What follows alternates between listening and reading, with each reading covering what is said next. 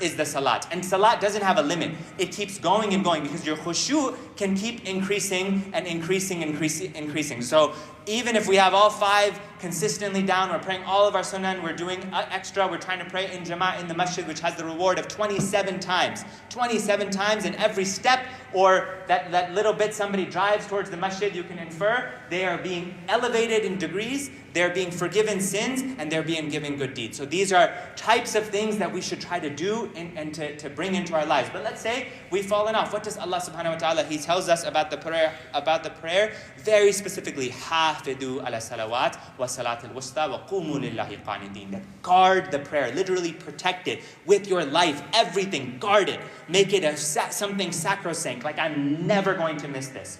It's not going to happen. Doesn't matter if it's a meeting or it's something work-related or I have to travel. Wherever we are, prayer has to be fundamental to our existence because this is the main thing that preserves our light as believers. And if it's taken away, it's the first thing that brings in darkness into our hearts. When we start messing up with the prayer, our minds, they get confused. We don't know what's truth and what's false, what's haqq and what's batil. This is what happens when the prayer is not guarded. So we take tangible steps then to prioritize the prayer. Whatever we can do, a schedule, alarms, so on and so forth, to try and make sure this is a core part of our daily existence.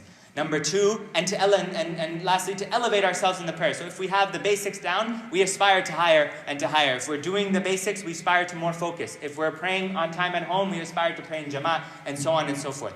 The second is the tongue, that He tries to get us to slip up with what we say, to who we say it, with the conversations that we have. This is one of the main focuses of Iblis. As the Prophet ﷺ, he tells us in a hadith reported on the authority of Anas ibn Malik radiallahu anh, that shaytan is lying in wait over the son of Adam. Literally lying in wait over the heart of the son of Adam. And if the son of Adam remembers Allah, does dhikr, shaytan, he retreats. But if he forgets Allah, shaytan, he pounces on them. He devours on them. He devours them just like a predator would devour their prey. This is what the shayateen, they're trying to do. How does that relate to what we say and what we don't say? In Ramadan, we're probably a lot more careful about what we talk about, who we talk about, the types of things that we say, and then we might start to slip up after Ramadan. Our conversations start to very quickly go into ghiba and into backbiting and into namima and into all these sorts of things that we have to be on guard. Just like we were fasting, backbiting is haram whether we're fasting or whether we're not fasting. It's always